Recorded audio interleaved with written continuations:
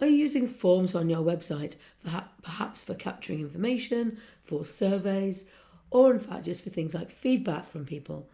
My name's Krishna Day, and you'll find me online at krishna.me. I just want to show you a very quick comparison between two tools that I've been experimenting with recently. So one tool I want to look at first is Typeform. They do have a free account, and on the free service, this is what I've actually been using on my site. And I just want to show you a little example of a form.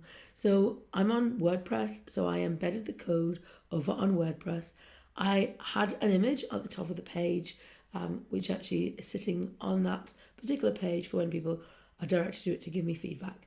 And then when you come down, you'll see there's a little scroll bar here, so people will be able to scroll through and see the questions, and you can have obviously lots of different types of questions, multiple choice, free form text, so lots and lots of great features there, as you might expect. One of the things to notice is when you get to the end of the form, it says powered by Typeform, and it also promotes create your own Typeform here. And that's because it's a free version of the tool. Now, do have a look at their website because they've got a few different versions of paid for tools, but you do have to pay quite a lot of money to be able to get rid of that branding. And that might be something that is actually a consideration for you in terms of in your organizations. You may not want to have that branding there. So let me have a look at another form I've just created, and this is with a relatively new tool. This is a small business. They're based in Australia, a husband and wife team, and the product is called Paperform. Now in this case, I actually have just purchased the product, and I bought the Pro version because it's been on a great deal. You may still find it has an offer on at the moment, and you'll be able to find a link to it in terms of where you see this video posted. But it is a time limited deal. But I actually purchased the tool and I've been experimenting with it. So I'm not going to show you everything. I just want to show you the comparison of what Typeform looks like versus Paperform. So you'll see what I've done here is I've got the same image at the top of the page.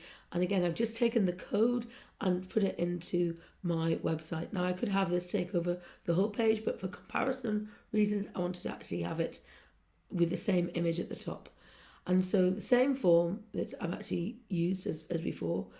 And so what you see, one of the key differences here is I'm not seeing a scroll bar, so people can see those questions. Now there's lots of different features behind the scenes about how you can style it. So I styled this just like with Typeform, I styled it with a particular colour to match my website.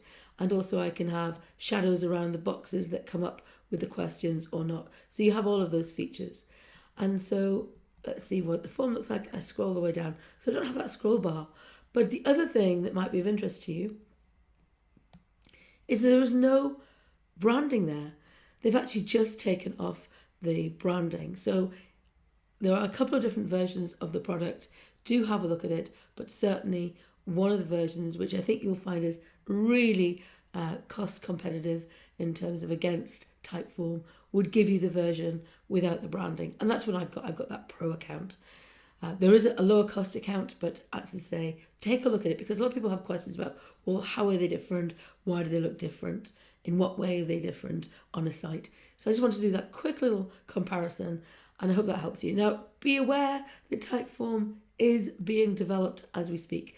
They're getting feedback from people because it's a very new product. So you're helping them build the product as they go. Have your expectations managed there because, of course, they're not as long-standing as many other platforms. But if you like supporting startups and you want to be able to influence the product as it's built, but importantly, you don't want any branding there on your website, take a look at Paperform. Hope that helps. If you've got any questions, you can come back and ask me in terms of my experience. As I say, I'm just getting started with it, but I want to show you that very quick comparison.